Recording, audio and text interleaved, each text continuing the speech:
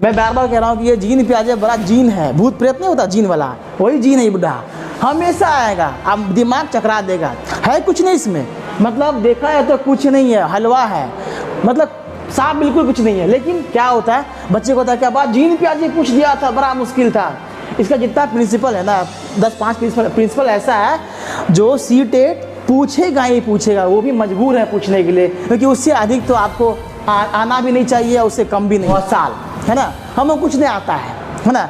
हम क्या कर रहे हैं, एक काम को करना चाहते हैं, मेरा उम्र 6 साल है, हम बकलोल भी हैं, एक काम करना चाहते हैं, हम क्या कर अपने से कोशिश कर रहे हैं, अच्छा इसमें ऐसे कर, इसमें ऐसे कर, इसमें ऐसे करते हैं, ये कर देंगे वो कर देंगे, क्या दिमाग लगा रहे हैं, स्कीमा का इस्तेमाल कर रहे हैं। ये इसका 3 प्रमुख सिद्धांत है, बहुत इंपॉर्टेंट है, मतलब कहे ना बज्जर खसे की आग लगे, एक प्रश्न एबिट करेगा, लाइफ बैकवर्ड सीखिए, जीन प्याज एबिट करेगा, बड़ा आसान है, कुछ है नहीं इसमें, ये भी गलत है, ये भी, बचा कौन।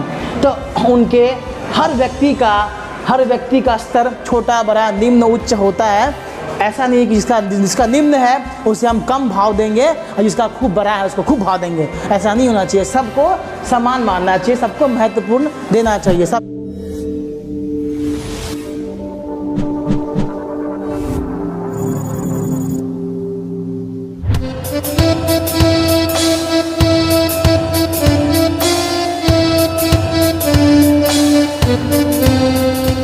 हेलो दोस्तों, कैसे आप सभी। मैं नायक सर डिस्कवरी आईएएस एकेडमी के यूट्यूब परिवार में आप लोगों का स्वागत है, वंदन है और क्रांतिकारी इस्तकबाल है। जैसा कि आप सबको पता है, सीटेट 2023 20 अगस्त को होने वाले एग्ज़ाम में अति महत्वपूर्ण प्रश्न जो कि हर बार पूछा जाता है, उसे हम लेकर सेकेंड सीरीज में आए हैं। तो चलिए शुरू करते हैं आज का पहला प्रश्न ये रहा। प्रश्न है विकास। विकास का मतलब ही होता है सामाजिक, एक बच्चे के अंदर, मैंने कल ही कहा था, जैसे कि हम CDP child development and pedagogy का अध्ययन कर रहे हैं, तो हमेशा केंद्र में हम बच्चों को लेकर चलेंगे, तकरीबन 7 से 12 वर्ष के बच्चों को लेकर चलेंगे। आप इसे 0 से 7 वर्ष, 7 से 12 वर्ष भी ले सकते हैं। तो इस सीरीज में आगे बढ़ते हैं। ये रहा पहला प्रश्न है विकास के बारे में 4 ऑप्शन। ऑप्शन ए, विकास एक अनिरंतर प्रक्रिया है। बी, एक क्रमिक प्रक्रिया है। सी, व्यक्तिगत कारकों से प्रभावित होता है लेकिन वातावरणीय कारकों से नहीं होता है। डी, वातावरणीय कारकों से प्रभावित होता है लेकिन व्यक्तिगत कारणों से नहीं होता है। देखिए दोस्तों, मैंने इससे पहले वीडियो में साफ कहा था कि विकास जो है, वो विकास जो पढ़ रहे हैं वो CDP का एक पार्ट है। और जब भी CDP का अध्ययन करते हैं तो हम क्या करते हैं, 0 से लेकर के 12 या 15 वर्ष के आयु तक के बच्चों का, कहे तो किशोरावस्था के बच्चों तक का हम अध्ययन करते हैं। अब देखा जाए विकास कहाँ से हो सकता है, अगर देखा जाए तो 0 क्या है, 0 डिम्ब अवस्था होती है। जब बच्चे का जन्म होता है, जन्म से लेकर 2 वर्ष तक शिशु अवस्था, उसके आगे फिर बाल्यावस्था, फिर किशोरावस्था, ये क्या हो रहा है, इसमें क्या हो रहा है, ये चरण दर चरण क्या हो रहा है, विकास हो रहा है। यहाँ विकास हुआ, यहाँ विकास हुआ, हर जगह तो विकास ही हो रहा है ना। जब मरने से पहले तक तो विकास ही हो रहा है।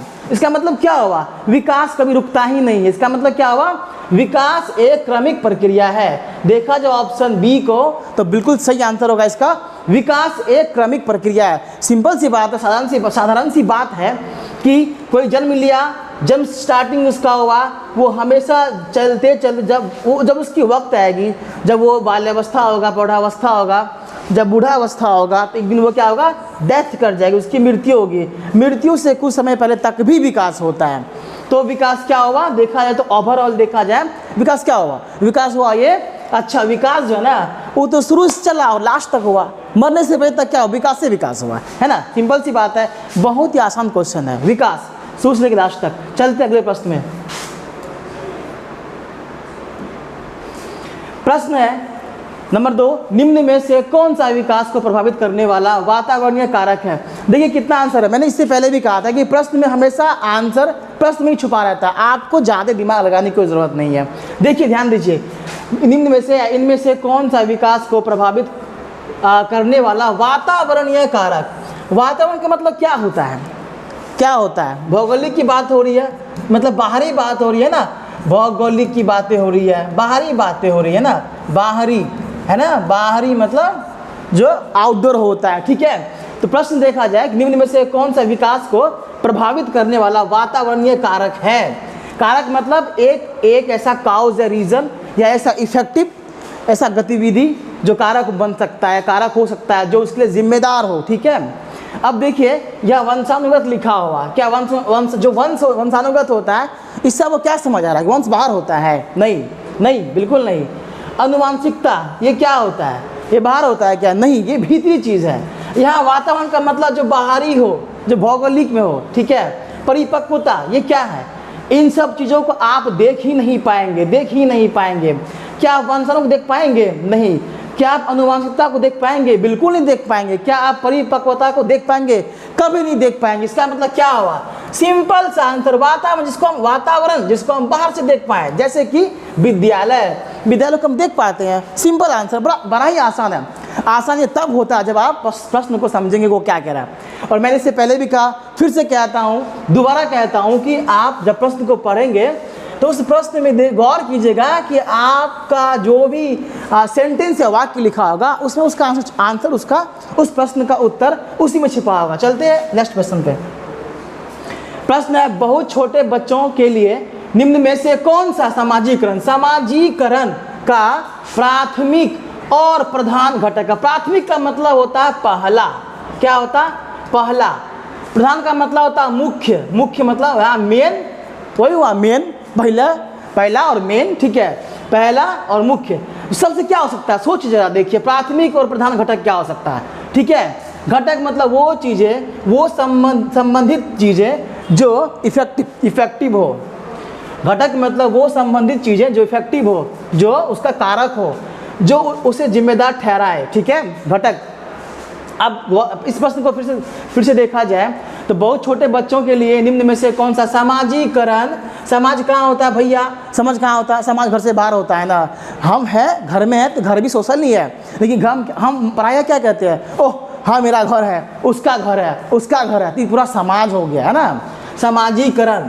आप देखिए वैसे टॉपिक बहुत बड़ा होता है इसे समझने के लिए, पूरा का पूरा थ्योरी है, लेकिन आप ये समझिए कि हमें कम समय में कैसे सॉल्व करना है, क्वेश्चंस के अकॉर्डिंग कैसे पकड़ना है आंसर को, ठीक है। तो समाजीकरण, देखिए ध्यान दीजिएगा, यहाँ पे पहला ऑप्शन है जनसंचार, ठीक है, दूसरा है सांस्कृतिक प्रचलन, ठीक है, समाज में सांस्कृतिक भी आती है, बात तो कुछ हद तक सही मिल रही है, और तीसरा है विद्यालय।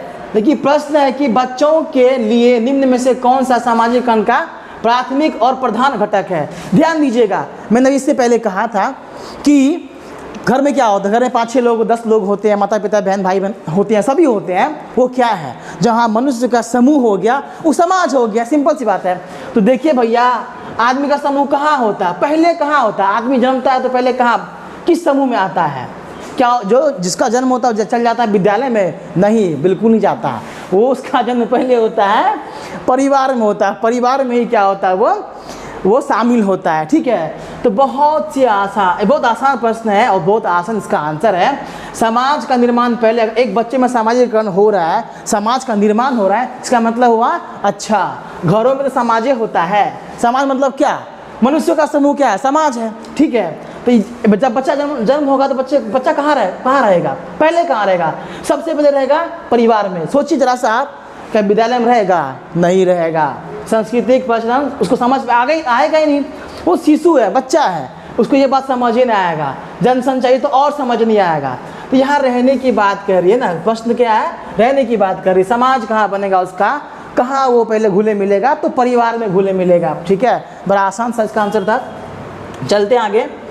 अब प्रश्न है, जीन पियाजे के संज्ञानात्मक विकास, यानी कि जीन पियाजे ने ही संज्ञानात्मक विकास दिया था। भैया बड़ा अच्छा से देख लीजिए इस चीज़ को, मैं बार बार कह रहा हूँ कि ये जीन पियाजे बड़ा जीन है, भूत प्रेत नहीं होता जीन वाला, वही जीन है बुढ़ा, हमेशा आएगा, अब दिमाग चकरा देगा। है कुछ नहीं इसमें, मतलब देखा है तो कुछ नहीं है, हलवा है, मतलब साफ बिल्कुल कुछ नहीं है। लेकिन क्या होता है, बच्चे को होता है क्या बात, जीन पियाजे पूछ दिया था, बड़ा मुश्किल था। इसका जितना प्रिंसिपल है ना, 10-5 प्रिंसिपल ऐसा है जो सीटेट पूछेगा ही पूछेगा, वो भी मजबूर है पूछने के लिए, क्योंकि उससे अधिक तो आपको आना भी नहीं चाहिए, उससे कम भी नहीं। इसलिए एक इसका निश्चित क्षेत्र है ना। तो संज्ञानात्मक विकास, भैया सीधी बात है, जन्म लिए हैं, बच्चा है तो ज्ञान तो होगा ना, दिमाग तो बढ़ेगा ना, इसकी माँ तो आएगी ना, ब्रेन चलेगा ना, है ना। संज्ञानात्मक विकास, ठीक है ना, विकास, ज्ञान की विकास की बात हो रही है, समझ की विकास की बात हो रही है, ठीक है। संज्ञानात्मक विकास सिद्धांत के अनुसार किस चरण, यानी कि ये जो है जीन पियाजे सिद्धांतवादी जो थे, इसने ये जो विचार दिए थे, इस ज्ञान का विचार दिए थे, तो ये इस विकास में जो बच्चे का सिद्धांत के अनुसार किस चरण पर अनैच्छिक क्रियाएं, वो अनैच्छिक मतलब क्या, अनैच्छिक का मतलब होता है जो करने का मौन है, भैया हम नहीं करें, हमारा मौन है, अनैच्छिक हो गया। इच्छित को क्या हो गया, हमारा मौन है करने का, हम करेंगे, वो इच्छित हो गया। तो अनैच्छिक क्रिया है वो काम जो हम करना चाहते ही नहीं है फिर भी कर देते हैं, वो हो गया अनैच्छिक क्रियाएं, ठीक है। जैसे कि आप सोच के देखिए, प्रश्न में है अनैच्छिक क्रियाएं अधिगम का प्रधान और प्राथमिक माध्यम होती है। वाह ग्रेट। क्या हो सकता है, पूर्व संक्रियात्मक नहीं, इसके सिद्धांत में ये बड़े बच्चे के लिए होता है, ठीक है। मूर्त बिल्कुल नहीं। औपचारिक तो ये सब स्टेज जो है काफ़ी एज के बाद होता है, ये तीनों स्टेज देखा जाए तो, है ना। अब देखिए यहाँ पे प्रश्न में साफ लिखा हुआ है, बहुत आसान है, अनैच्छिक क्रियाएं वो काम जो करने का मन नहीं है। हम इससे पहले वाले वीडियो में बताए हैं, हमारे वीडियो में साफ मैंने कहा है, जब बच्चे का जन्म होता है, जब वो 0 से लेकर 2 वर्ष का बच्चा होता है, वो क्या करता है, माँ को बोलता है कि मम्मी भूख लगी है, दूध दो, कभी नहीं कहता, वो टैं करेगा, रोएगा, लात पैर मारेगा, हाथ चलाएगा, चिल्लाएगा, है ना। इसका मतलब वो संकेत दे रहा है, वो कह रहा है, वो यानी कि वो ना चाहते पर भी बिना इच्छा के वो जाहिर कर रहा है कि मुझे भूख लगी है, मम्मी दूध पिलाओ, है ना, दूध दो, खाना दो, ठीक है ना। तो वो क्या होता है, वो सेंसरी होता है, वो संवेदी गामक होता है, ठीक है ना। वो क्रियाएं जो आप नहीं कर रहे हैं फिर भी हो रही है, घटित हो रही है बाय नेचर, ठीक है। तो वो क्या होगा, अनैच्छिक क्रियाएं में गिनती आएगी, संवेदी गामक क्रियाएं, ठीक है। चलते अगले प्रश्न चलते हैं। ये रहा प्रश्न नंबर 5। जीन पियाजे के अनुसार, फिर वही आ गया, ये इतना आएगा ना, ये पूछा प्रश्न है और ये क्वेश्चन पूछा होगा और ये नेक्स्ट भी आएगा। जीन पियाजे तो आना ही आना है। जीन पियाजे के अनुसार नई जानकारी की समझ बनाने के लिए मौजूदा स्कीमा में बदलाव की प्रक्रिया क्या, भैया साफ जान लीजिए, मौजूदा ज्ञान साफ लिखा है कि मौजूदा स्कीमा में बदलाव की प्रक्रिया क्या कहलाती है। बड़ा आसान आंसर है, आंसर ये है पुराने ज्ञान में नए ज्ञान को जोड़ना, ठीक है। ये क्या हो गया, वो क्या हो गया, आपकी नई क्या लिखा है, साफ साफ लिखा हुआ है न्यू इन्फॉर्मेशन, नई जानकारी। तो भैया उससे पहले कुछ पता होगा तभी तो नया चीज़ आएगा ना, उसमें है, दिमाग खाली नहीं होता इंसान का। तो क्या होता है, नई जानकारी कैसे आएगा, है ना। और नई जानकारी की समझ बनाने के लिए मौजूदा स्कीमा में, यानी कि जो ज्ञान आपको पहले से है उस ज्ञान में और नया ज्ञान जोड़ना है, तो क्या होगा, बदलाव की प्रक्रिया, यानी कि पुराने, बहुत सिंपल आंसर, पुराने ज्ञान में नए ज्ञान को जोड़ना, है ना, नए ज्ञान को जोड़ना क्या है, ये क्या कहलाता है, बहुत सीधा आंसर। इसका आंसर सीधे यही हो जाएगा, बड़ा ही सुंदर आंसर है, बी समायोजन इसका आंसर हो जाएगा। आगे देखना ही नहीं है, कुछ नहीं देखना है। जब भी लिखा ये रहे किसी प्रश्न में नया जानकारी, इसके हिसाब से, इस सिद्धांतवादी के हिसाब से नया जानकारी, ये नई जानकारी का मतलब हो गया अच्छा स्कीमा की बात, यानी कि ब्रेन में नई बात। और नई बात कब आएगी, जब बच्चा समायोजन करेगा, नए पुराने ज्ञान में नए ज्ञान को जोड़ेगा, ठीक है। आगे बढ़ते प्रश्न में, समीपस्थ विकास का क्षेत्र, इसको ZPD भी कहा जाता है, जो अंग्रेजी पढ़ता होगा उससे समझ आता है, जोनल प्रॉक्सिमल डेवलपमेंट कहा जाता है, विकास का क्षेत्र। देखिए एक बात है, मैंने इससे पहले वीडियो में कहा था CDP या CGET क्वालिफाई करना है तो बड़ा सिंपल सा मूल मंत्र है कि भैया आप शब्द का अर्थ समझ जाइए, बहुत ईजी है। देखिए जैसे कि कॉन्सेप्ट, अवधारणाएं, आधार जो भी है, संप्रत्यय भी वही है, मतलब इसका मतलब भी क्या होता है, अवधारणाएं, ठीक है। क्या होता है, अवधारणा, है ना, या कॉन्सेप्ट, क्या कहते हैं, कॉन्सेप्ट भी कहते हैं इसको, है ना। तो समीपस्थ विकास का क्षेत्र, कॉन्सेप्ट या अवधारणा या नियम निम्न में से, या तरीका निम्न में से किसने प्रतिपादित किया था। अच्छा भैया ये जो है ना ZPD का सिद्धांत किसने दिया था, तो वो दिए थे ना तो ये जेरोम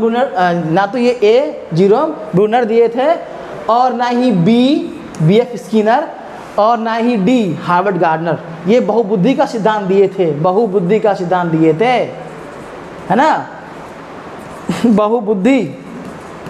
तो इसका आंसर क्या हो जाएगा? सी बिल्कुल सही आंसर, करेक्ट आंसर है। 1 नंबर आंसर है लेव वायगोत्स्की, है ना। लेव वायगोत्स्की क्या दिए थे? संयुक्त विकास का क्षेत्र सिद्धांत, ZPD दिए थे। इसका मतलब बड़ा आंसर है, बहुत बहुत सिंपल।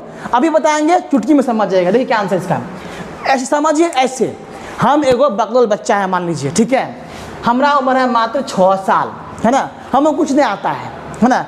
हम क्या कर रहे हैं? एक काम को करना चाहते हैं। मेरा उम्र 6 साल है, हम बकलोल भी हैं, एक काम करना चाहते हैं, हम क्या कर अपने से कोशिश कर रहे हैं। अच्छा इसमें ऐसे कर, इसमें ऐसे कर, इसमें ऐसे करते हैं, ये कर देंगे, वो कर देंगे, क्या दिमाग लगा रहे हैं, स्कीमा का इस्तेमाल कर रहे हैं। तो क्या होगा? काम कब तक में होगा? हमको लग रहा है कि काम बहुत लेट से या फिर काम होने में वक्त लगेगा, ठीक है।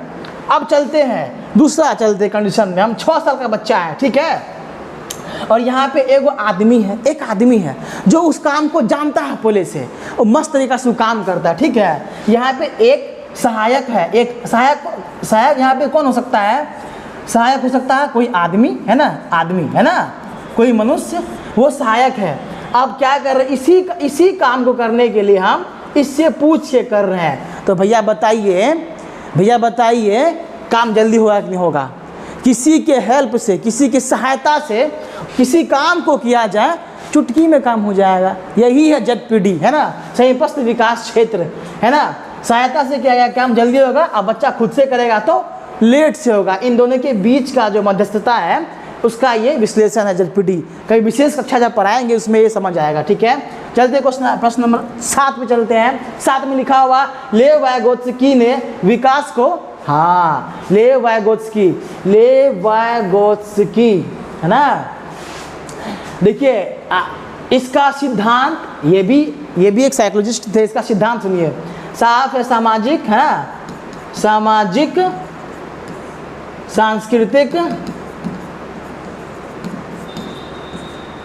सांस्कृतिक और भाषा, ये इसका 3 प्रमुख सिद्धांत है। बहुत इंपॉर्टेंट है, मतलब कहे ना बज्जर खसे की आग लगे, एक प्रश्न एबिठो करेगा, लेव वायगोत्स्की जींद पे आ जाए एबिठो करेगा, बड़ा आसान है, कुछ है नहीं इसमें, है ना। इस बंदे ने, इस भाई साहब ने, इस महाशय ने सामाजिक सिद्धांत, सांस्कृतिक सिद्धांत और भाषा के बारे में बताया था, लेव वायगोत्स्की, ठीक है। जब भैया हम साफ बोल दिए हैं कि ऐसा किया था, सामाजिक, सांस्कृतिक और भाषा, तो बताइए, तो अब ये बताइए प्रश्न ऑप्शन जो है, जो विकल्प है उसमें क्या लिखा हुआ? विकल्प 1 में भाषा लिखा हुआ कहीं पर है, सी में है, नहीं है, डी में है, वो में नहीं है, तो क्या किस में है भैया? बी में है। इसका मतलब सामाजिक स्तर का बात जो भी लिखा हुआ है, सामाजिक शब्द मिल गया ना आपको, कम टाइम में एग्जाम आंसर देने के लिए बेस्ट है। लेव वायगोत्स्की का सिद्धांत जुड़ा होगा सामाजिक से, भाषा से और सांस्कृतिक से। कितना मजा आ रहा है ना, बहुत ईजी है, बहुत ईजी है। 30 में 28 नंबर आना चाहिए, आ भी जाएगा, रिलैक्स रहिएगा। चलते हैं आगे।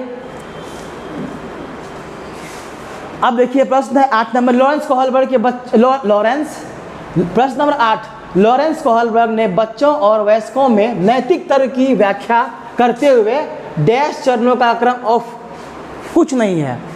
जब भी कहे भैया कोहलबर्ग, लॉरेंस चॉकलेट, है ना, लॉरेंस, जब जाएंगे ट्रेन में तो लॉरेंस खाने का, है ना, तो वो टॉफीज याद रखिए, लॉरेंस कोहलबर्ग, ठीक है ना, कोहलबर्ग। हाँ, तो ये महाशय क्या किए थे? ये महाशय क्या किए थे? नैतिक विकास, है ना, नैतिक विकास, है ना, नैतिक विकास का सिद्धांत, मत, विचार, ठीक है, थॉट, ये दिए थे। इनका 3 स्तर है, 3 स्तर है, और सभी स्तर में उप स्तर है, ठीक है, सभी स्तर में उप स्तर है, यानी कि 3 गुना 2 बराबर 6, है ना। इसका आंसर जाएगा 6, बिल्कुल सही आंसर। जब भी पूछे कोहलबर्ग कितने सिद्धांत दिए थे तो 6 दिए थे, ठीक है। और ये नैतिक सिद्धांत दिए थे। और नैतिक का मतलब क्या होता है? नैतिक का मतलब क्या होता है? बहुत से बच्चों को नहीं पता होता है। नैतिक का मतलब होता है अच्छा या बुरा, है ना, अच्छे बुरे की समझ, अच्छे बुरे की समझ नैतिक होता है ना। कहता है ना कि हट एकरा में उल्टी नहीं है, बकलोल है, इसको नहीं पता, नहीं तुमको नहीं पता नैतिकता क्या होता है रे बकलोल, मतलब रे बुरुबक तुमको नहीं पता है अच्छा बुरा क्या होता है, वही नैतिकता। बच्चे को क्या होता है, बच्चे को नहीं पता है कि नैतिक क्या होता है, उसको कुछ नहीं पता होता है, उसको जो लगता है अच्छा वही करता है। तो क्या होता है, मारते लप्पर कान में खींच के, भाग बुरुबक अरे क्या गलती किया, टास्क कहीं पूरा किया, होमवर्क कहीं बनाया, क्या होता, अच्छा हम टास्क नहीं किए ना पूरा इसलिए मैडम जी मारे हमको। तो डर से क्या करता है वो उस टास्क को पूरा कर लेता है, नेक्स्ट डे अगली बार जो क्लास में आएगा सबक को याद करके आएगा। क्यों, डर से उन्हें वो डर के माध्यम से ही, डर के अंतर्गत ही वो क्या होता है नैतिकता का पाठ पढ़ लेता है। अच्छा ये काम अगर हम खेलेंगे टास्क नहीं बनाएंगे तो मैडम हमको पीटेगी, बहुत कूटेगी, ठीक है। डर से क्या करता है अच्छा काम करना शुरू कर देता है। क्या कहता है, क्या हम अच्छा काम करेंगे ना तो हमको हमारा नाम खूब होगा, हम क्लास में टॉपर हो जाएंगे। उसे समझ आ गया कि अच्छा पढ़ना अच्छी बात है, ठीक है, ये नैतिकता है। अगला प्रश्न देखिए, संरचनावादी विचारक, संरचनावादी उपागम। देखिए उपागम बहुत बार आपको ठेकेगा, मिलेगा, है ना, सामने आएगा। उपागम का मतलब होता है भैया, आप एक ही शब्द में जान लीजिए, उपागम का मतलब होता है, क्या होता है, उपागम का मतलब होता है प्रणाली, है ना। उपागम का मतलब होता है प्रणाली, उपागम का मतलब होता है सिस्टम, SYSTEM, सिस्टम या पद्धति होता है, क्या होता है, पद्धति, है ना। यानी कि वो तरीका जिसके माध्यम से क्या होता है, अधिगम मतलब काम को या शिक्षा को दिया जाता है बच्चों में, ठीक है ना। एक प्रकार से क्या है, शिक्षा युक्ति भी है ना। प्रणाली का मतलब उपागम का मतलब क्या है, प्रणाली, युक्ति, है ना, सिस्टम, है ना, पद्धति। वो एक तरीका है, एक खास प्रकार का तरीका है, खास प्रकार की सहायक तरीका से क्या होता है बच्चों को अधिगम संपन्न कराया जाता है। वो भी कैसा अधिगम, सार्थक अधिगम, बच्चा सीख पाए इसके लिए, ठीक है। चलिए, संरचनावादी उपागम के अनुसार निम्न में से कौन से घटक को, घटक मतलब क्या होता है समझिएगा, कोई आप इस वीडियो में नीचे कमेंट करें घटक का मतलब क्या होता है। संरचनावादी उपागम के अनुसार निम्न में से कौन से घटक को विद्यार्थियों में नहीं बढ़ाना चाहिए। देखिए, नहीं बढ़ाना चाहिए, क्वेश्चन है नेगेटिव, क्वेश्चन है नेगेटिव, नकारात्मक। अच्छा, समस्या समाधान, समस्या है तो भैया उसका कई तरह से, कई प्रकार से समाधान ढूंढने की कोशिश करनी चाहिए, ये तो सही बात है। समस्या का समाधान कीजिए, है ना। आप देखिए, चलिए इसमें निर्देशित खोज, कुछ खोजने के लिए, कुछ करने के लिए शिक्षक बच्चों को निर्देशन देता है, डायरेक्शंस देता है, अरे ये काम करो, अरे वो काम करो, तुम अरे वो करो। तो क्या हुआ, ये उस हद तक सही बात है, ये भी ठीक है ना। सहयोगी अनुमान, किसी के हेल्प में आकर के चीज़ों को सीखना, अधिगम को संपन्न करना, सही बात है, ठीक है। कंठस्थ स्मरण, हाँ कंठस्थ स्मरण, ये गड़बड़ लग रहा है भैया, चरवा यही छुपा हुआ था। ये D नंबर का जो है ना नहीं वाला बात में ये फिट हो रहा है, कंठस्थ स्मरण। क्योंकि ऐसा मानते हैं अधिगम के लिए, सीखने के लिए कंठस्थ जो है वो सही तरीका नहीं होता है। कंठस्थ में क्या होता है, बच्चा अभी रट्टा मार लिया, ओ हर्षो दुर्गा क कर लिया, खूब घसा है ना, बरदराज बन गया घसते घसते, है ना। अभी तो भैया दिमाग में इसको आ रहा है, अच्छा याद आ गया। लेकिन वो उसमें दिक्कत क्या हुई, बच्चा रट्टा मार के, रट कर, है ना, ये भी नेगेटिव वर्ड है, रट कर तो सीख लिया लेकिन समझा नहीं। उसमें क्या होता है कि क्रिएटिविटी नहीं आती है, वो चीज़ों के तह तक नहीं जा पाएगा, उस जितना उसने रटा उतना में ही ख़त्म, ठीक है। इसलिए कंठस्थ करवाना भी गलत है, बिल्कुल गलत है। रटकर याद करना भी गलत है, ठीक है। ये कुछ हद तक ही सही होता है लेकिन बाकी गलत है ये, ठीक है। तो ये पूरा नेगेटिव है। आगे बढ़ते हैं। अब बुद्धि लब्धि IQ परीक्षणों के संदर्भ में, संदर्भ मतलब क्या होता है, के बारे में, क्या होता है, के बारे में, ठीक है। ध्यान दीजिएगा, मैं फिर से कह रहा हूँ कि अगर आप शब्दों का अर्थ नहीं समझ पाएंगे तो फिर तो CTT भैया, CTET कुछ नहीं है, कभी होगा भी नहीं पास।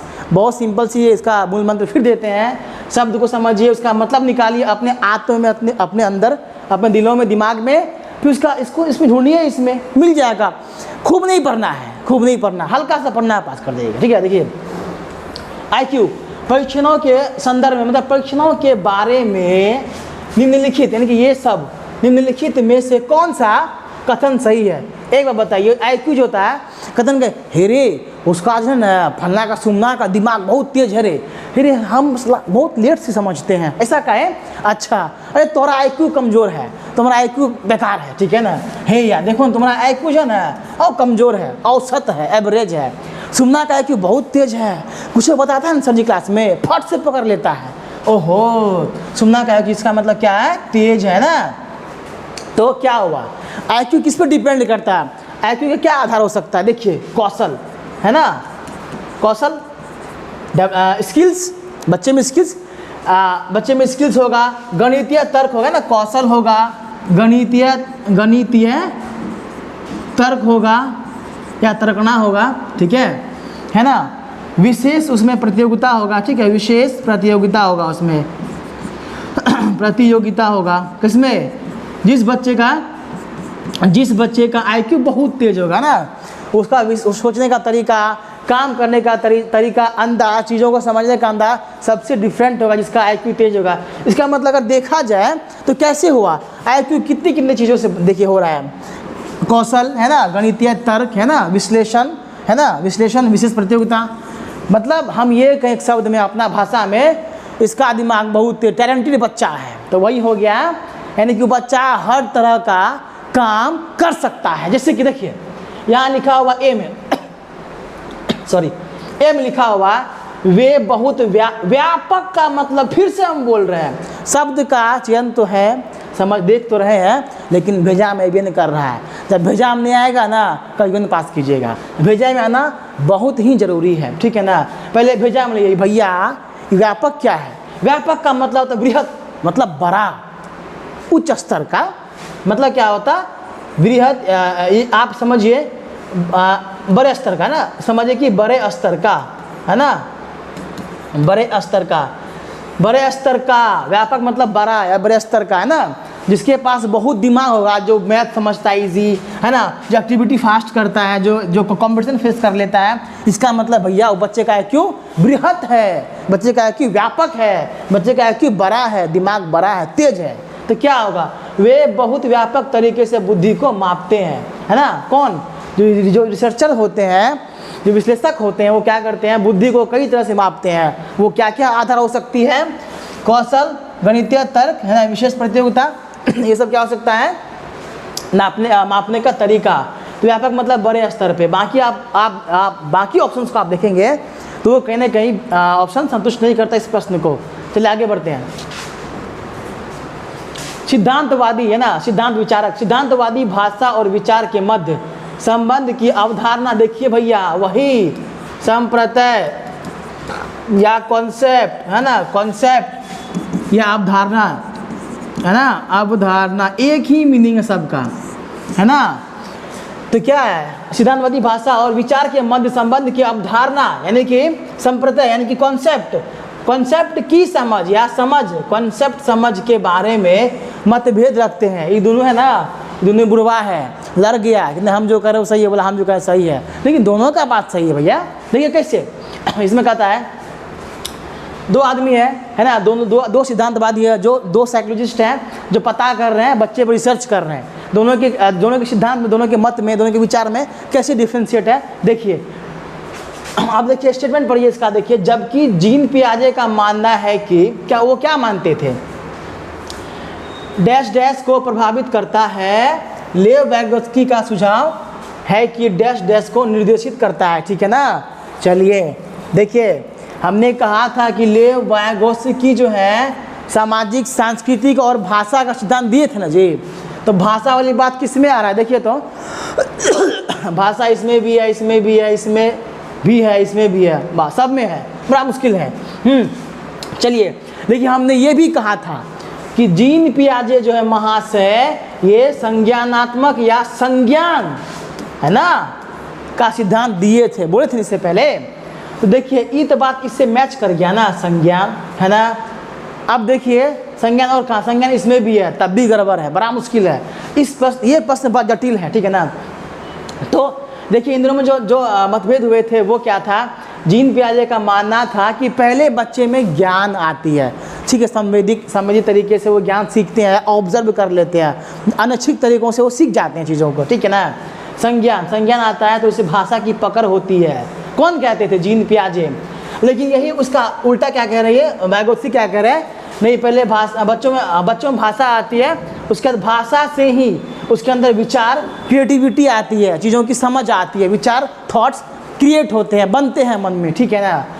दोनों का ही बात सही था, विचार, भाषा, वैगोत्स्की, ठीक है। और जीन पियाजे संज्ञान और भाषा। तो पहले ऐसा मानना था, पहले ज्ञान फिर भाषा, इनका मानना था भाषा फिर विचार, यानी भाषा फिर ज्ञान, ठीक है। प्रश्न है, पाठ्य पुस्तकों में महिलाओं की तुलना में पुरुषों का अधिक प्रतिनिधित्व होना विकास किस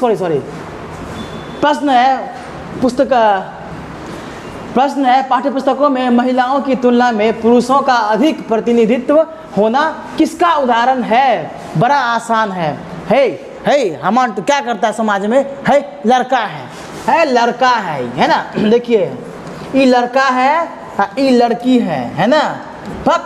ये लड़की है, लड़की में दम रहता है, कुछ नहीं उसको आता है, वो तो हल्लुक आसान काम करता है। जी नहीं, सबका IQ समान होता है, औसत भी अगर है तो औसत तरह काम कर सकता है। तो क्या होता है, सामान्यतः क्या होता है, हम ऐसा मान लेते हैं, या समाज में ऐसा रूढ़िवादी है, लोग होते हैं जो तुलना कर लेते हैं, ठीक है ना, कि लड़का जो होता है ज़्यादा स्ट्रांग होता है, भैया मर्द है स्ट्रांग है, ऐसा नहीं है, लड़की भी स्ट्रांग होती है भैया। देखिए तो इसका मतलब क्या होगा, पुरुष ज़्यादा अधिक स्ट्रांग होता है, अधिक उसमें कैपेसिटी होती है, ऐसा बिल्कुल नहीं है, महिला में भी होती है, ठीक है। तो इसका मतलब क्या हुआ कि जेंडर की बात हो रही है, ये लड़का क्या है, लड़की क्या है, लिंग है ना, जेंडर है ना, जेंडर की बात हो रही जेंडर की बात हो रही है, ठीक है, जेंडर की बात हो रही है, लड़का और लड़की जेंडर की बात हो रही है। इसका मतलब जेंडर समानता की बात बिल्कुल नहीं होता। यहाँ साफ कहता समाज में, है लड़का है, ये बात मजबूत है, सब काम कर लेगा, लड़की है इसका काम नहीं कर पाएगी, समानता है, कहीं नहीं है। दोनों मतभेद होता है कि कमज़ोर है, ये मजबूत है ना। समानता, ये भी समानता नहीं, समता भी नहीं, समानता एक ही चीज़ है दोनों, है ना। जेंडर निष्पक्षता है ना, निष्पक्षता कहाँ है, पक्षपात करते हैं भैया। लड़की है, कमज़ोर है, उसको कुछ नहीं आता, भोंदू है, हम मैथ फिजिक्स पढ़ेंगे, वो तो आर्ट्स पढ़ेगी, उसको दिमाग थोड़ी नहीं होता है, ये पक्षपात है, ठीक है ना। वो कितना ही पढ़ेगी, चूल्हे चौका करेगी, खाना बनाएगी, ठीक है। मर्द जो है एकदम पढ़ लिख के IAS ऑफिसर बन जाएगा, है ना। तो पक्षपात होता है, यहाँ लिखा निष्पक्षता, ये पक्षपात नहीं होता है, बिल्कुल होता है, ये बात भी गलत है। तो जेंडर पूर्वाग्रह, या इसे कहते हैं, इसे कह दीजिए आप रूढ़ी, है ना, रूढ़िवादी है, ठीक है। चलिए आगे बढ़ते हैं, चलते हैं प्रश्न नंबर 13 पर। देखिए प्रश्न है, एक शिक्षक को सभी के लिए अधिगम सहज, अधिगम का मतलब क्या होता है भैया, इसका मतलब होता है सीखना, है ना, सीखना। अधिगम सहज सुगम बनाने के, सहज मतलब आसान बनाने के लिए अधिगम प्राथमिकताओं में व्यक्तिगत भिन्नताओं के प्रति क्या करना चाहिए, उन्हें महत्वपूर्ण मानना चाहिए। बहुत सही बात है कि उसे महत्वपूर्ण मानना चाहिए, ठीक है ना। उनको अनदेखा करना चाहिए, नहीं जी बिल्कुल नहीं करनी चाहिए। उनको मिटा देना चाहिए, बिल्कुल नहीं करना चाहिए ऐसा। उनका दमन करना चाहिए, नहीं करना चाहिए, ये भी गलत है, ये भी बचा कौन।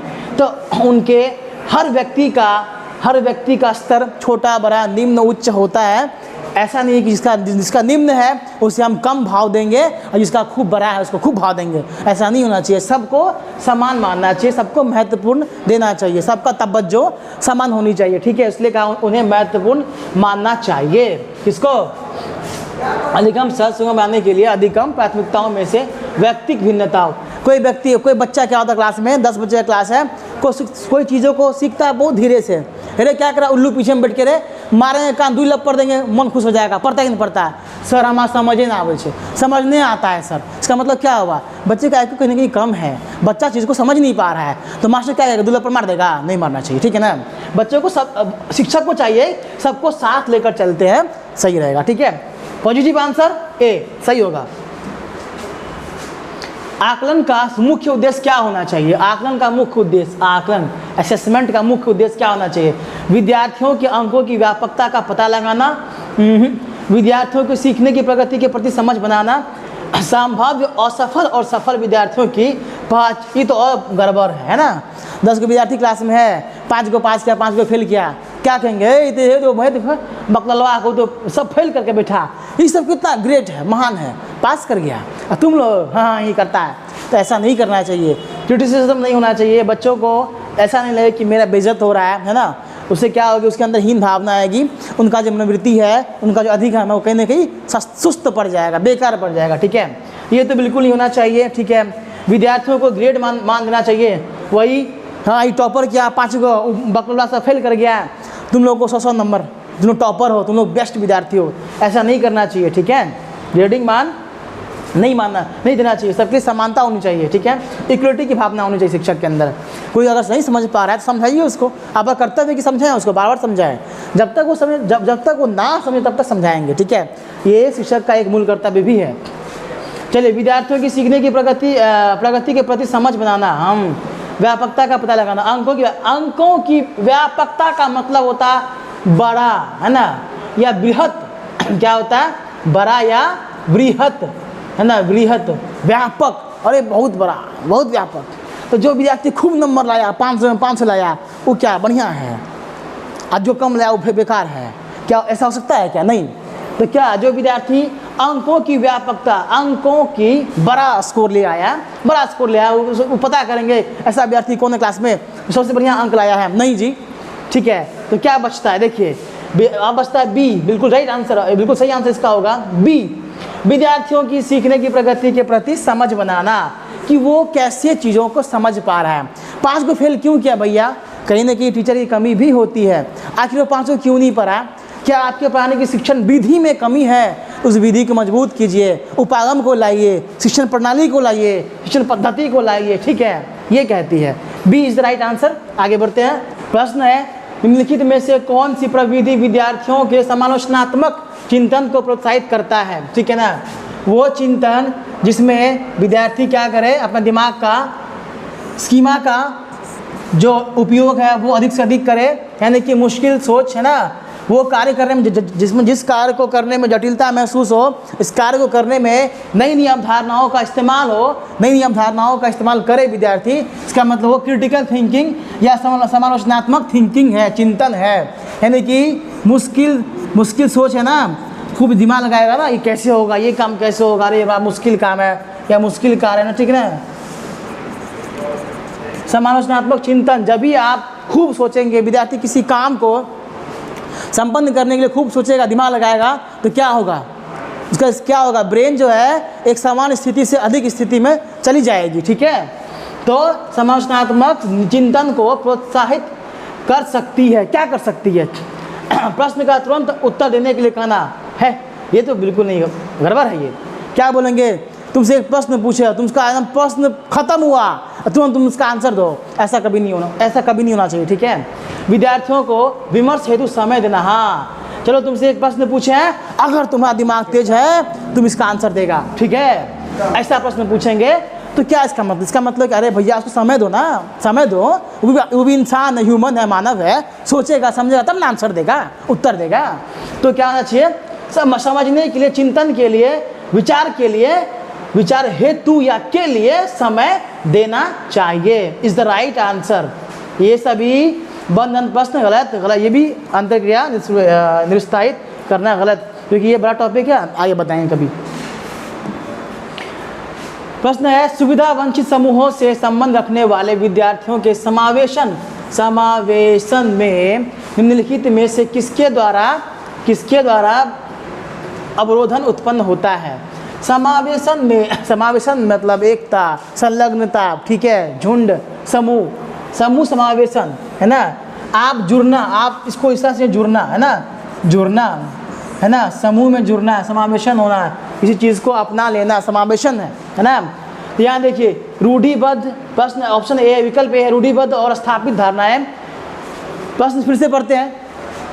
सुविधा वंचित समूहों से संबंध रखने वाले विद्यार्थियों के समावेशन में निम्नलिखित में से देखिए सुविधा वंचित, वंचित मतलब क्या होता है, जिसके पास कमी हो, सुविधा नहीं हो, है ना। जैसे कहते हैं गरीब बच्चा है, उसको कलम खरीदने का पैसा नहीं है भैया, किताब खरीदने का पैसा नहीं, इसका बाप उछल्ला खींचता है, ठीक है। इसका मतलब क्या हो, बच्चे को सुविधा, खाने की सुविधा, पढ़ने की सुविधा, कपड़ा पहनने की सुविधा नहीं है, कमी है, गरीब है, तो क्या वंचित है उस चीज़ को, उसको लाभ नहीं मिल रहा, वंचित है, लाभ नहीं मिल रहा है ना, लाभ नहीं मिलना वंचित होता है ना, लाभ नहीं मिलना। तो वो बच्चे जिसको, जो सुविधा से वंचित है, समूह से जो बिलोंग करता है, ठीक है, से संबंध रखने वाले विद्यार्थियों के समावेशन में निम्नलिखित में से किसके द्वारा अवरोधन उत्पन्न होता है, किसके द्वारा, ठीक है ना। रूढ़िबद्ध और स्थापित धारणाएं, केंद्र वाले, बाल केंद्रित उपागम, ये तो ठीक है, ठीक है। रचनात्मक, बिल्कुल सही, रचनात्मक अपने आप में बहुत बड़का पॉजिटिव वर्ड है, ठीक है ना, और बाल केंद्रित भी है, ठीक है। व्यक्तिगत भिन्नताओं का ध्यान रखना, नहीं, हम फिर से बोले थे भेदभाव नहीं करना है, सब बच्चा बराबर होता है क्लास में, सबको समान दृष्टिकोण से देखना चाहिए एक शिक्षक को, ठीक है। तो ये तो बात भैया ये गलत हो गया ना, भिन्नता नहीं करनी चाहिए, ये भी क्या है, ये तो सही है, ये भी सही है ना, हाँ ठीक है। देखिए ये तो गलत है।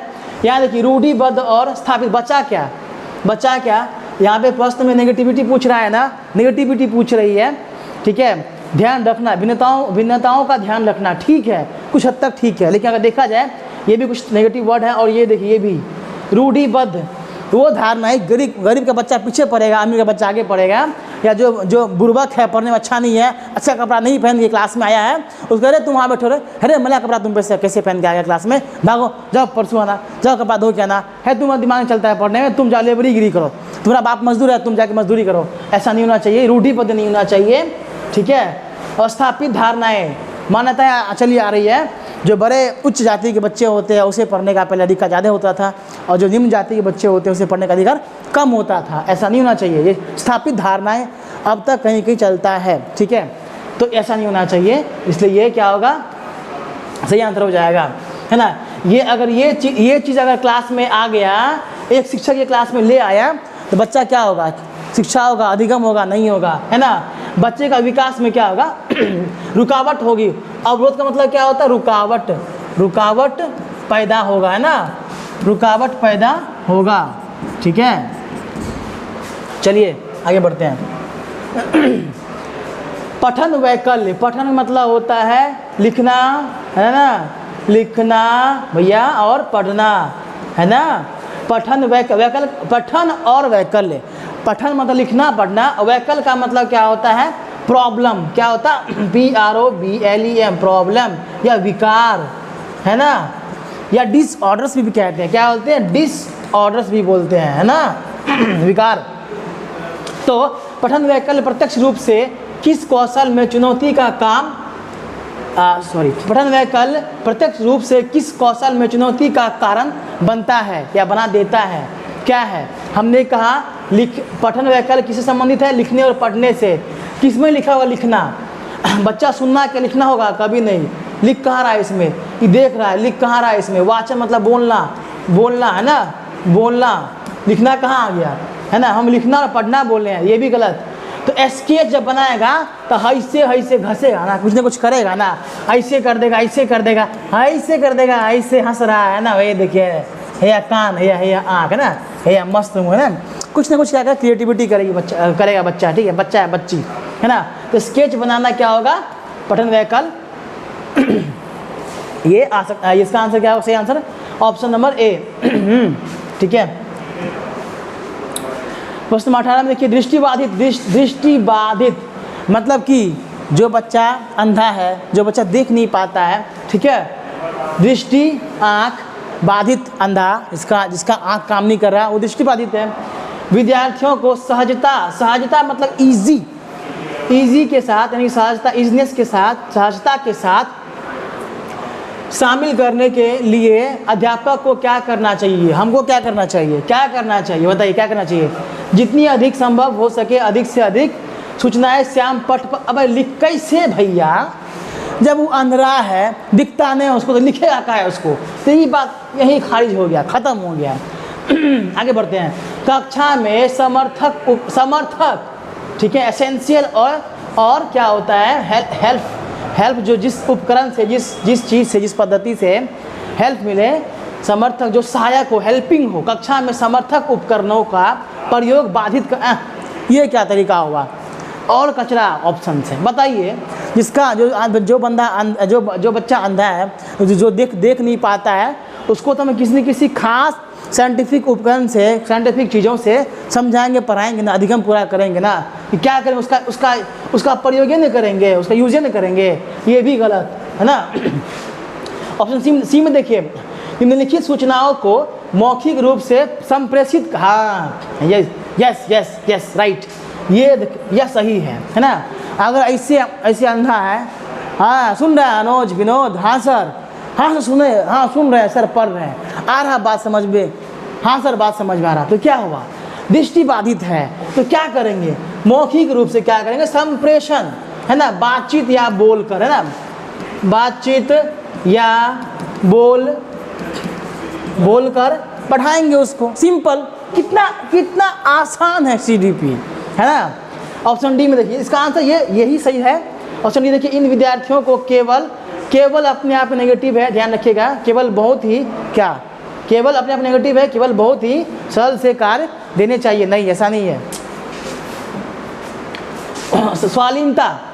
स्वालीनता विकार से जूझते विद्यार्थियों की प्रतिनिधिक पहचान विशेषता निम्नलिखित में से क्या है। देखिए, उच्च रूप से स्वालीनता, देखिए स्वालीनता, है ना, ऐसा बच्चा कहेगा, सुमन एक काम करो, चलते हैं खेलने के लिए, उसका 5 के दोस्त उसको खींचेगा, चलने रे खेले ले, क्या बोलेगा, हो हम नहीं जाएंगे, छोड़ दो, हमको खेलने का मन नहीं है ना, है चलो कबड्डी खेलते हो, हम नहीं जाएंगे, चलो पढ़ते हैं, नहीं हम नहीं पढ़ेंगे, ठीक, हमें से ठीक, जाओ तुम लोग, अरे तुम बात कान करता, क्या बात करेंगे, अपने में गुम, है ना, स्वालीनता का शिकार, स्वालीनता विकार, है ना, जिसको स्वालीनता विकार, इसका मतलब ये नहीं होता वो बच्चा डेवलप नहीं कर पाएगा, डेवलप करता है, वो भी करता है, ठीक है। यह एक क्या होता है, यह एक न्यूरो प्रॉब्लम होता है ना, न्यूरो प्रॉब्लम्स होता है, डिसऑर्डर्स होता है, न्यूरो प्रॉब्लम्स। अब देखिए ऑप्शंस पढ़ते हैं, स्वालीनता विकार से जूझते विद्यार्थियों की प्रतिनिधिक पहचान विशेषता निम्नलिखित में से क्या है। उच्च रूप से विकसित सामाजिक कौशल, आवेगशीलता, अवरुद्ध संप्रेषण कौशल, औसत से ऊपर बुद्धि लब्धि स्तर। आवेगशीलता, अवरुद्ध संप्रेषण कौशल, उच्च से स्वालीनता, उच्च रूप से विकास सामाजिक कौशल, क्या लग रहा है, आवेगशीलता, अवरुद्ध संप्रेषण कौशल। देखिए यहाँ ध्यान दीजिए, ऑप्शन ए को उच्च, जो स्वालीनता का शिकार है, जिस बच्चे में स्वालीनता का प्रॉब्लम है, उच्च रूप से विकसित सामाजिक कौशल, ये तो नहीं होगा, वो लोग से जुड़ना ही नहीं चाहता है। अभी तो बोला सुमन चलो पढ़ते हैं, खेलते हैं, नाचते हैं, डांस करते हैं, गाते हैं, बोला हम नहीं कुछ करेंगे, जाओ तुम लोग खेलो अपना, वो तो ये कभी करेगा, सोशल है ये नहीं, उसके अंदर जुड़ने का भाव है ये नहीं है, ठीक है। आवेगशीलता, मतलब क्या, वो कहीं जाना पसंद नहीं करेगा, जहाँ है वहीं आराम से काम कर रहा है, सब काम, दिमाग चल रहा है, काम हो रहा है बस, ठीक है, आवेगशीलता उसी में आ जाएगा। सी देखिए, अवरुद्ध संप्रेषण कौशल, ये क्या है, इसमें क्या है कि पहचान विशेषता, उस बच्चे को कैसे पहचानेंगे, है ना, औसत से ऊपर बुद्धि लब्धि स्तर, वो क्या करेगा, उस बच्चे की पहचान कैसे होगी, अब उस संप्रेषण कौशल। सी में ध्यान रखिए थोड़ा सा, सी हो गया, 50-50 में चला गया।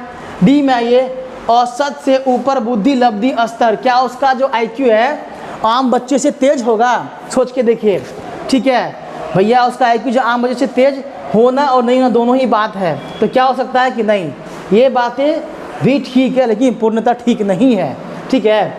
औसत से ऊपर बुद्धि लब्धि उसका हो सकता है, ठीक है, लेकिन हमेशा नहीं, सबका नहीं, हर किसी का नहीं, ठीक है, इसको यही खारिज कीजिए, आगे बढ़िए।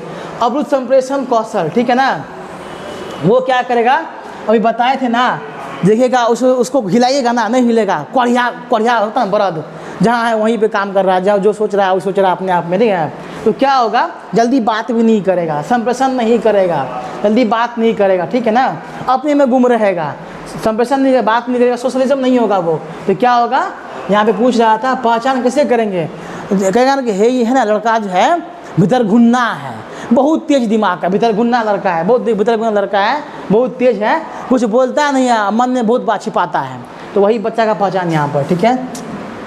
अब देखिए आगे, बच्चों में प्रश्न है, बच्चों में प्रतिभाशीलता किस प्रकार से परिलक्षित होती है, हम कैसे मान लेते हैं, ठीक है ना। चलिए ऑप्शन पढ़ते हैं। बच्चों में प्रतिभाशीलता किस प्रकार से परिलक्षित होती है?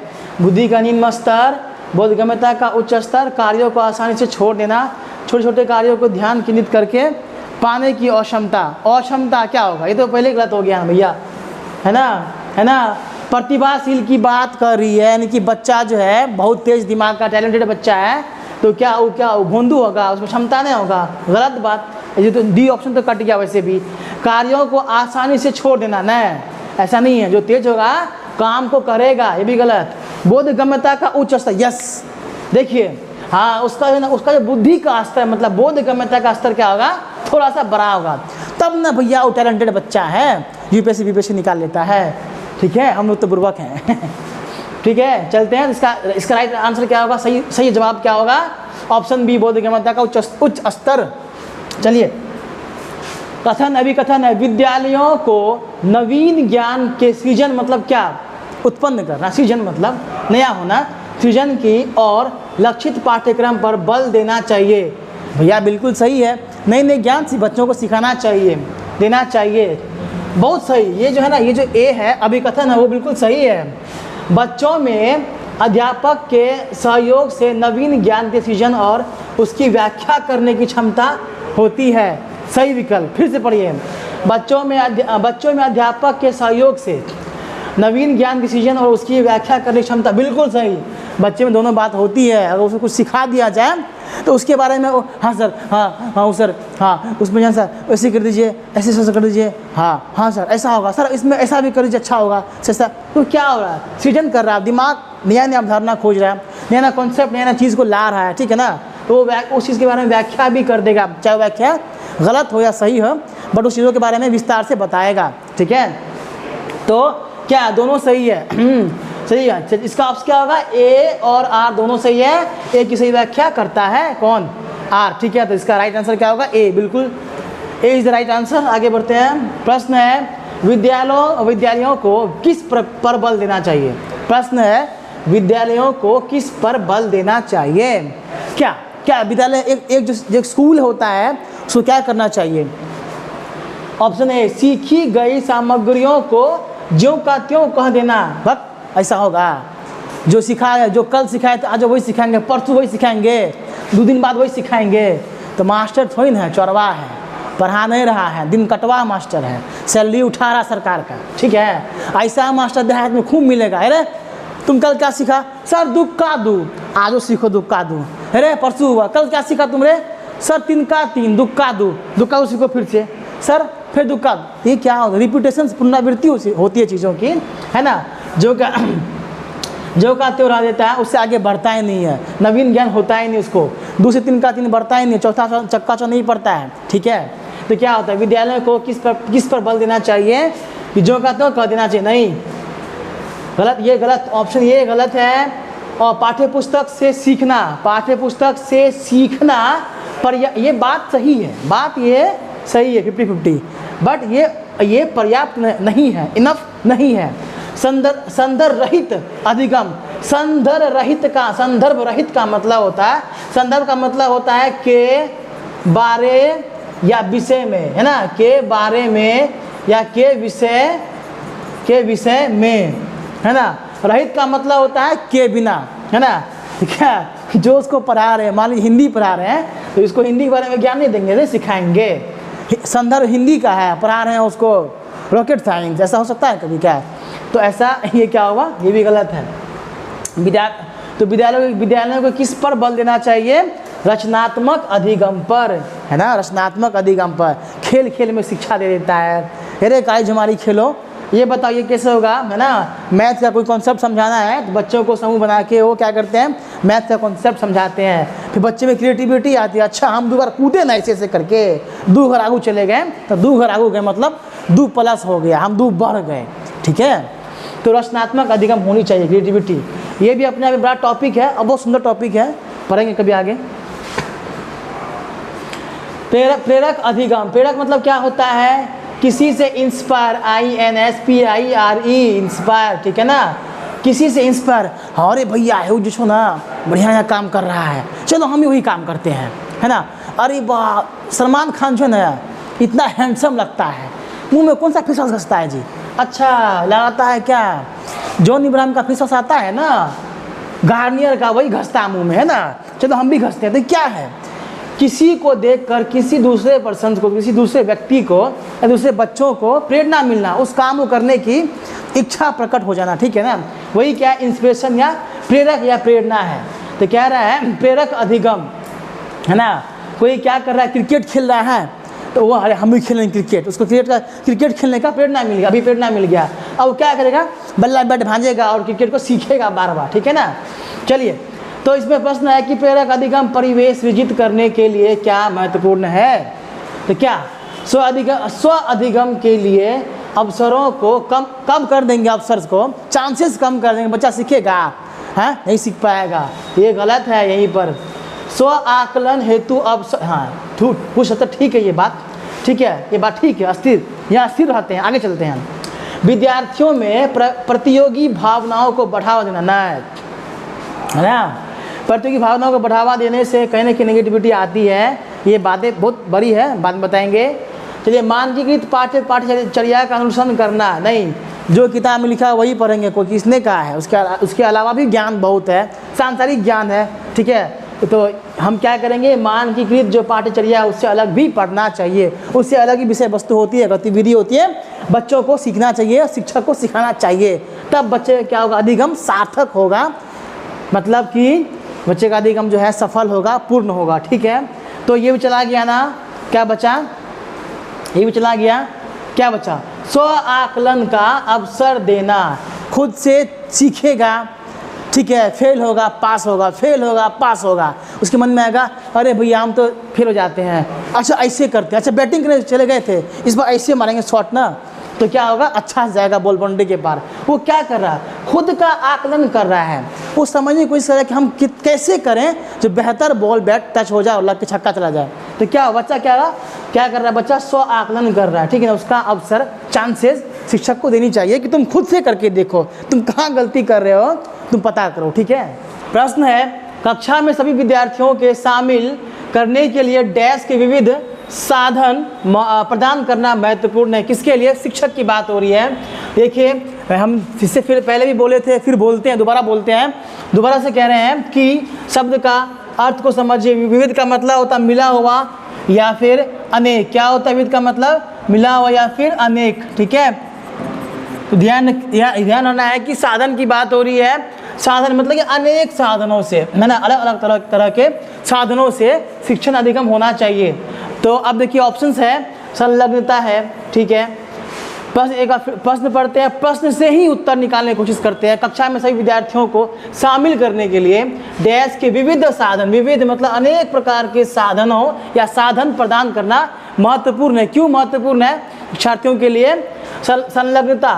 एक बात ध्यान दीजिए, यहाँ विविध का मतलब अनेक है, साधन अनेक प्रकार की साधन, तो साधन में क्या होगा, साधन क्या जुटेगा, साधन एक दूसरे से जुटेगा, साधन इकट्ठा होगा, फिर क्या होगा, अधिगम होगा, लर्निंग होगा, बच्चा सीखेगा, ठीक है। ऐसे उपागम भी वही चीज़ है जो साधन है, वो भी पद्धति है, प्रणाली है पढ़ाने की, ठीक है। अब चल देखिए, यहाँ पे एक शब्द है शामिल, शामिल का मतलब होता है संलग्न करना, ठीक है ना, संलग्न करना या संलग्न होना, सम्मिलित होना, जुड़ जाना, ऐड करना, ठीक है। कोई डॉक्यूमेंट लिखते हैं तो क्या लिखते हैं, श्याम श्रीमान फलना चिल्ला, सर इसके नीचे जो है एक प्रति संलग्न कर दिए हैं, मतलब क्या हो, इसका मतलब हुआ इसके महाशय इसके नीचे इस पत्र के नीचे ही एक प्रति हमने शामिल कर दिया, संलग्न कर दिया, जोड़ दिया है, उसी के साथ वो चीज़ भी है, ठीक है। तो देखिए शामिल का मतलब ही होता है संलग्न, ठीक है। अब इससे आगे क्या बढ़े, शामिल का मतलब संलग्न है, इससे आगे क्या बढ़े, इसका राइट आंसर क्या होगा, संलग्नता। प्रतिस्पर्धा नहीं, अधिगम के लिए ये जरूरी है नहीं, पहले सीखेंगे नहीं तो कंपटीशन कहाँ से होगा, है बिना सीखे होता है कंपटीशन नहीं। कंपटीशन के लिए, प्रतिस्पर्धा के लिए सीखना, अधिगम बहुत जरूरी है, अधिगम होगा तभी प्रतिस्पर्धा भी होगा, ठीक है। आगे बढ़ते, भेदभाव, ये तो पूरा गलती है, गड़बड़ मामला इसमें।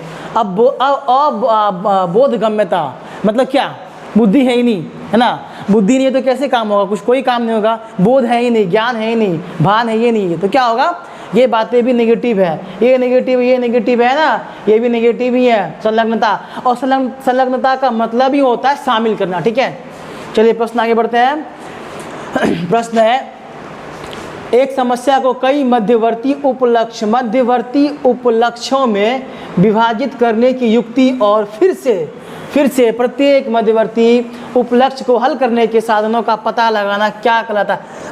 बड़ा क्वेश्चन प्यारा है, बहुत इजी क्वेश्चन है, समझ नहीं पाइएगा, ध्यान दीजिएगा। यहाँ देखिए, समस्या को कई मध्यवर्ती उपलक्ष्यों में, कोई मैथ्स का समीकरण जब सॉल्व करते हैं, ध्यान दीजिएगा, जब समीकरण सॉल्व करते हैं तो क्या करते हैं, हम लिखते हैं ना x = 3 फलना कुछ भी लिखते हैं, इसमें y = कुछ भी लिख देते हैं। तो हम क्या करते हैं, इसके जो तरीके होते हैं, मेथड्स होते हैं, विधि प्रविधि जो होती है वो क्या होती है, हम अनेक प्रकार से खोजते हैं, सोचते हैं कि इसका हल, इस प्रश्न का हल और बेस्ट कैसे हो सकता है। तो हम क्या कर रहे हैं, वैसे हम क्या कर रहे हैं, प्रश्नों को खंडित कर रहे हैं। प्रश्न के जवाब निकालने के लिए, प्रश्न के उत्तर तक पहुंचने के लिए हम क्या कर रहे हैं, प्रश्न की जो अंदर तथ्य है, जानकारी, उसको खंडित कर रहे हैं, तोड़ कर प्रश्न को समझ रहे हैं। ठीक है, तो समस्या को या प्रश्न को या किसी समस्या को सॉल्व करने के लिए, समस्या का समाधान निकालने के लिए क्या करते हैं, जो हमारा अल्टीमेटम होता है, जो हमारा लक्ष्य होता है, जो हमारा लक्ष्य क्या होता है, किसी प्रश्न का लक्ष्य क्या होगा, उसका उत्तर और लक्ष्य होगा ना। हमें इस प्रश्न का उत्तर मिल जाए, इस प्रश्न का उत्तर क्या होगा, वो हमारा लक्ष्य हो जाएगा। हम अभी क्या करेंगे, इसी प्रश्न में क्या करेंगे, पता करेंगे बारी बारी से कि अच्छा ऑप्शन ए क्या कहता है, क्या ऑप्शन ए डिमांड पूरा कर रहा है क्वेश्चंस का। अच्छा देखते हैं आगे। और ऑप्शन बी क्या डिमांड कर रहा है पूरा क्वेश्चंस का, ऑप्शन सी डिमांड कर रहा है पूरा क्वेश्चंस का, डी बी। हम क्या करेंगे, बारी बारी क्या करेंगे, जांच करेंगे और अपने लक्ष्य तक पहुंचेंगे। ये प्रश्न है तो हमारे लिए समस्या भी है कि इसका हल ढूंढना है, सही जवाब ढूंढना है। ठीक है, तो युक्ति हम क्या करते हैं, युक्ति मतलब क्या हो गया है ना, अवधारणाएं, साधन है ना, दिमाग का स्कीमा का इस्तेमाल कर करके या इस स्कीमा की इस्तेमाल के साथ साथ हम डिवाइस वगैरह का, जैसे कंप्यूटर डिवाइस, कुछ ऐसा डिवाइस में क्या करते हैं, हम उस प्रश्न का जवाब खोजते हैं, हल खोजते हैं। या क्या होता है युक्ति में, आप मान लीजिए आपके पास कोई ई बुक है, PDF है, कुछ भी है, उससे हम जवाब निकालते हैं। तो ये क्या, ये भी एक तरीका है, प्रणाली है खोजने का, क्वेश्चंस के आंसर को निकालने का, युक्ति है। ठीक है, फिर प्रत्येक मध्यवर्ती उपलक्ष्य को हल करने के साधनों का पता लगाना क्या कहलाता है। चलिए हम देखते, ध्यान सुनते हैं। पहले हमने कहा कोई प्रश्न है x y z, ठीक है, हम प्रश्न का हल करते हैं। चलो एक मेथड नंबर 1 से, या हम कहते हैं कि नियम नंबर 1 से हल करते हैं। अरे इससे हल नहीं हो रहा है, नियम नंबर 2 से हल करते हैं, इससे भी हल नहीं हुआ, 3 से हल करते हैं, 3 से ही हल नहीं हुआ, 4 से हल करते हैं, इससे भी नहीं हुआ, तो 5वां लगाते हैं, दिमाग मालूम पड़ता है अच्छा पाँचवा तरीका जो था, मेथड जो था, विधि प्रविधि जो थी, युक्ति जो थी, तरीका जो था, प्रणाली जो थी, उससे क्या हुआ, प्रश्न का उत्तर यानी कि जो लक्ष्य हमारा था उत्तर निकालना, वो प्राप्त हो गया। हम क्या कर रहे हैं, हम इन ये सभी जो है, ये जो उपलक्ष्य मतलब जो नज़दीक का, इसके आसपास जो दूसरा मेथड है, मेथड नंबर 1 2, ये आपस में जुड़े हुए मेथड है। इससे नहीं हुआ तो इससे नहीं हुआ तो इससे, आपस में क्या है, जुड़े हुए मेथड है, संबंधित मेथड है। ठीक है ना, विधि है। तो हम क्या करते हैं, विधियों के साधन से, साधन लिखा हुआ है ना, साधन से है, साधन से, हेल्प से, सहायक हो हमारे लिए, उसके थ्रू,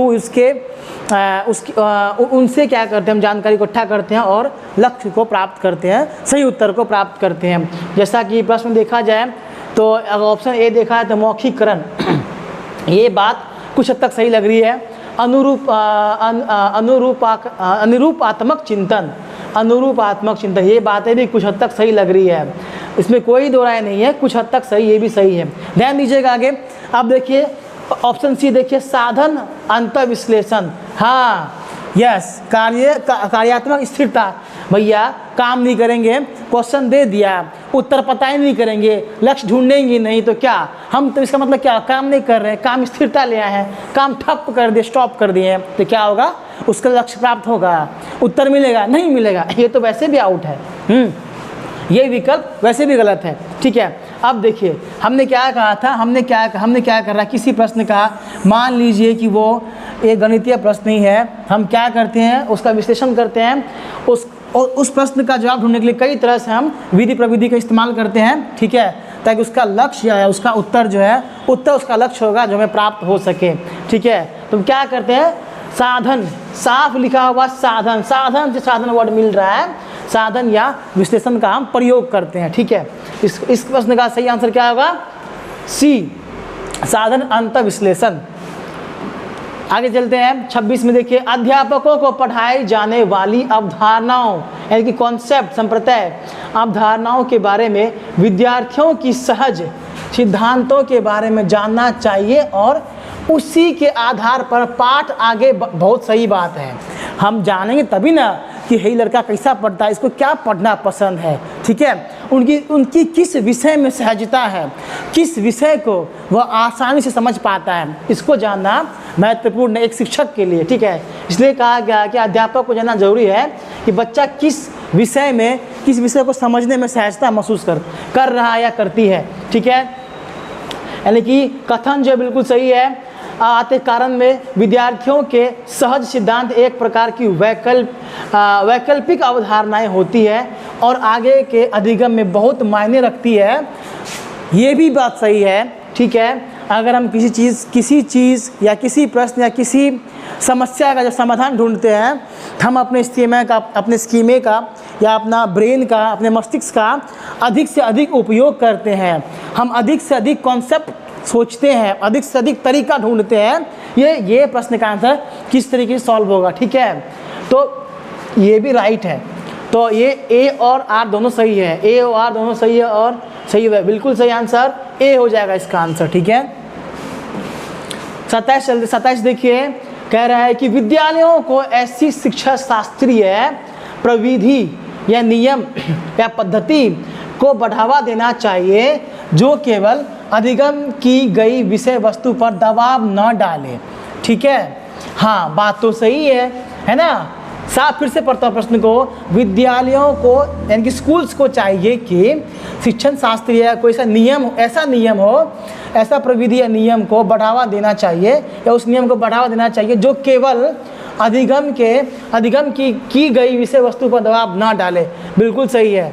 ऐसा नहीं हो कि जो भी सपोज हम मानते हैं कि हमने क्या सीखा, हमने सीखा भौतिकी, है ना, हमने सीखा भौतिकी, तो क्या हमें ऐसा चाहिए कि हम बच्चे को रोज़ भौतिकी सिखाए, क्योंकि आपके पाठ्यक्रम में क्या होता है, भौतिकी के अलावा केमिस्ट्री भी होता है, तरह तरह के सब्जेक्ट या विषय होते हैं। तो शिक्षक को क्या चाहिए, विद्यालय को क्या चाहिए, उसे भौतिकी के अलावा और भी सब्जेक्ट का ज्ञान देना या अधिगम होना चाहिए, ठीक है। ये बात तो सही है, ठीक है ना।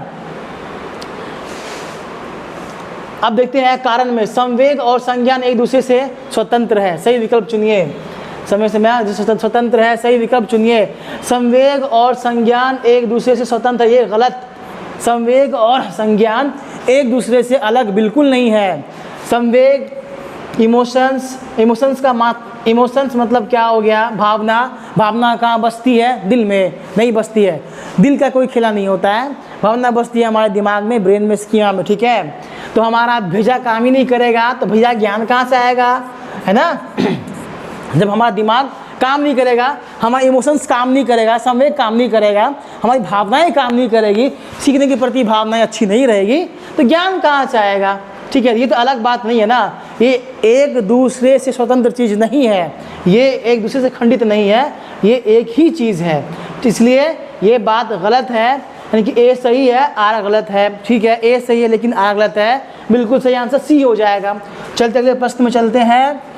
प्रश्न है, निम्नलिखित में से कौन सा आंतरिक अभिप्रेरणा का एक उदाहरण है। चलिए मानते हैं मेरे पास एक हाईबुसा गाड़ी है, तो ठीक है, हम ड्राइव हम अच्छा करते हैं, जिगजैग खूब मारते हैं ना, सुताते हैं, उठाते हैं गाड़ी को, तो क्या होता है, एक बच्चा दिखता है, अरे बाप रे उसके पास गाड़ी है, बढ़िया गाड़ी है, ऐसे से ड्राइव करता है ना, तो उसको क्या हो रहा है। देखिए पहले ये जानने की जो प्रेरणा होती है या जो अभिप्रेरणा होती है, अभिप्रेरणा का मतलब जो खुद से प्रेरणा हो, ठीक है ना, वो दो तरह की होती है। एक होती है बाह्य, ठीक है, एक होती है बाह्य प्रेरणा, राइट, और दूसरी होती है आंतरिक या भीतरी, है ना, आंतरिक प्रेरणा, ठीक है, ओके।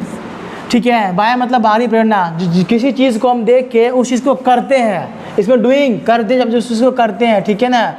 जैसे कि नाच देख के डांस सीखने का मन किया, कोई ड्राइव किया, गाड़ी ड्राइव करने का मन कर गया, कोई दौड़ रहा है तो हम भी धावक बनेंगे, हम ही एथलेटिक बनेंगे, दौड़ेंगे, है ना। ये प्रेरणा क्या है? ये बाह्य प्रेरणा है। लेकिन जब यहाँ बात हो रही है अभी प्रेरणा की बात हो रही है, जिसमें स्वयं से आदमी स्वयं से क्या होता है, अभी प्रेरणा मतलब जो स्वयं से आदमी प्रेरित होता है, इंस्पायर्ड होता है। जैसे अब मैं पढ़ता हूँ, मुझे साइंटिस्ट मैं बन जाऊँगा ना, बड़ा मजा आएगा, देश का बहुत भला होगा, ठीक है, अभी प्रेरणा है। तो इस प्रश्न में इनमें से कौन सा आंतरिक अभिप्रेरणा का एक उदाहरण है? क्या हो सकता है? नगद पुरस्कार जीतने के लिए अध्ययन करना। ये तो बाहरी इंस्पिरेशन है, बाहरी प्रेरणा है। किसी को देखे, अरे वो खूब पढ़ा था, अच्छा नंबर लाया था, चलो हम भी ले आते हैं, 5,000 टका मिल जाएगा फर्स्ट रैंक लाने पर, है ना। ये तो हो गया बाहरी प्रेरणा। ऑप्शन बी देखिए, अपने साथियों की प्रशंसा पाने के लिए नृत्य का प्रदर्शन करना, है ना। अरे वो डांस कर रहा है तो उसको कितना बड़ा, वाह क्या डांसर है, कमाल डांस करता है, मटकाता अच्छा कमर को, है ना, हम भी ऐसे ही करेंगे।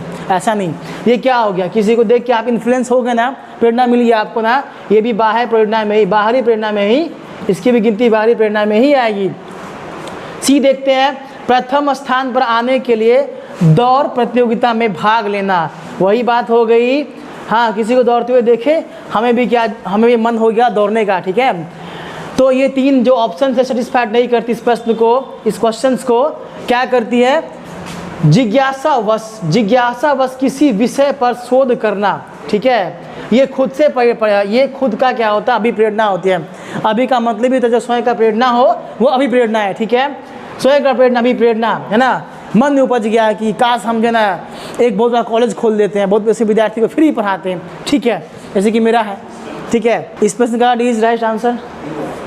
प्रश्न है, निम्नलिखित में से कौन से कारक अधिगम की प्रक्रिया को प्रभावित करते हैं? कौन से कारक फिर बोलते हैं, कारक मतलब समझिए सीधी सी भाषा में, वो चीज़ जो किसी दूसरे चीज़ के लिए जिम्मेदार हो, किसी दूसरे घटना के लिए जिम्मेदार चीज़, वही कारक है, ठीक है ना।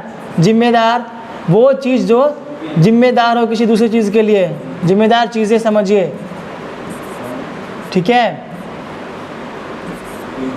जिम्मेदार चीज़ों या चीज़ें, ठीक है।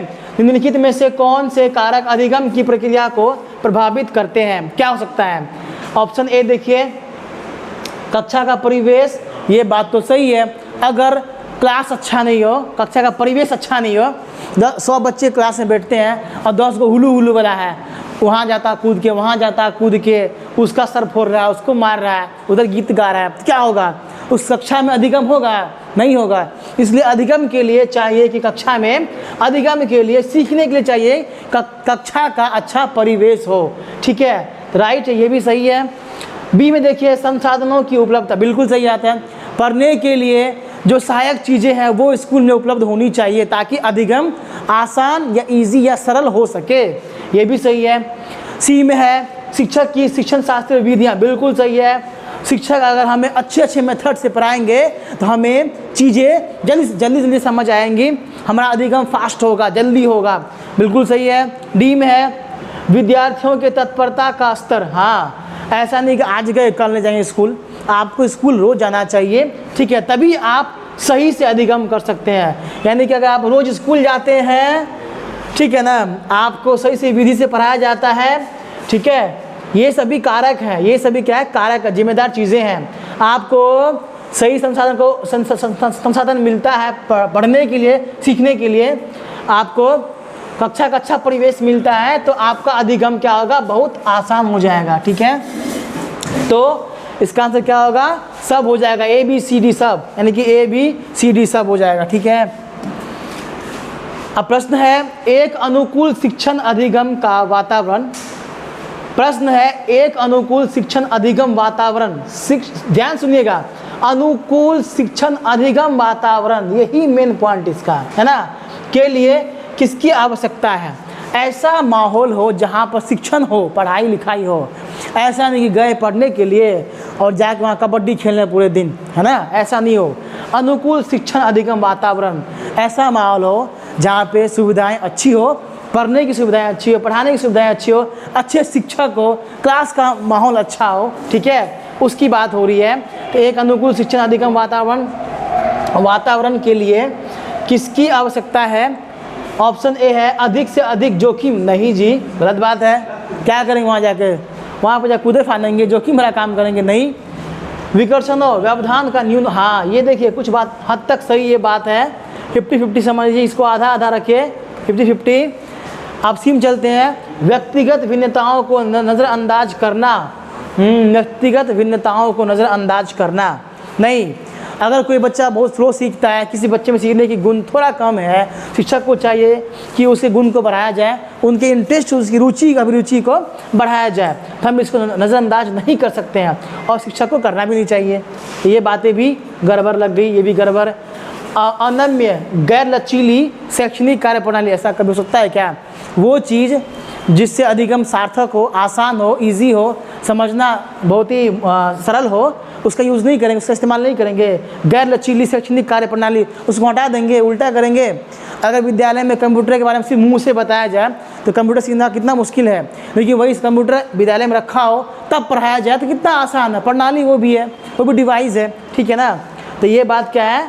गैर प्रणाली की बात है। तो ये नहीं, ऐसा नहीं हो सकता है, वो होना चाहिए, होना चाहिए। ये भी कट गई, ये भी कट गई और ये भी कट गई, तो बचा क्या? व्यवधान, है ना।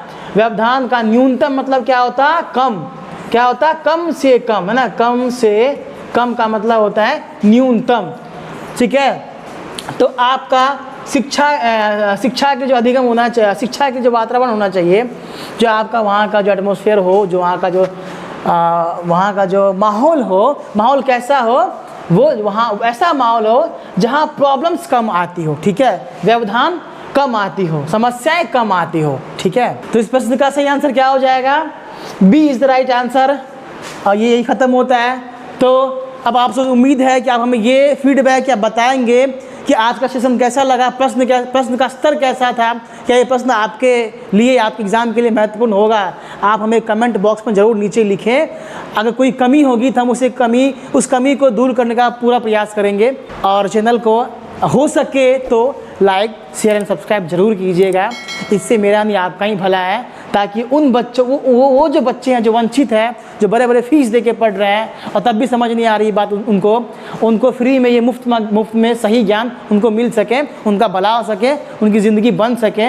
ये हमारे ओर से, हमारी टीम की ओर से आप सभी से गुजारिश है, इसको ध्यान रखिएगा, इस बात पे अमल कीजिएगा। दोस्तों, हो सकता है कि इस प्रश्न के दरमियान कुछ प्रश्न ऐसे हैं जो रिपीट हो गया हो, उसके लिए मैं क्षमा चाहता हूँ। क्योंकि क्या है कि प्रश्न कुछ हद तक ऐसे हैं जो बिल्कुल हूबहू लगते हैं, रिपीट भी हो जाते हैं कई बार। उनके लिए मैं फिर से ही कह रहा हूँ कि मुझे इसके लिए माफ़ कीजिएगा। मैं पूरी कोशिश करूँगा कि आगे से प्रश्न रिपीट ना हो। धन्यवाद।